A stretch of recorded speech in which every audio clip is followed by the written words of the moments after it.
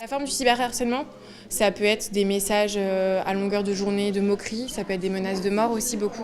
Ça peut être t'es moche, tu sers à rien, souvent ça va être des va te suicider ou il y a des choses vraiment très très violentes qu'on peut voir. Chantage avec tout ce qui est par exemple des photos dénudées.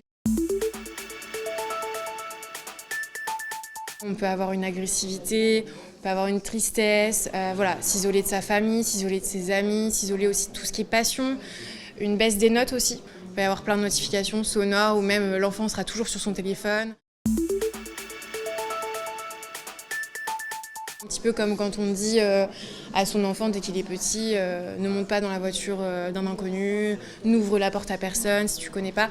C'est un peu le même fonctionnement mais version réseaux sociaux. Bien expliquer que le mieux c'est de mettre son compte en privé. Comme ça au moins c'est l'enfant qui choisit qui peut s'abonner à son compte, qui peut regarder son contenu, voilà, avec qui il peut communiquer. Ça déjà je pense que c'est la première chose à faire.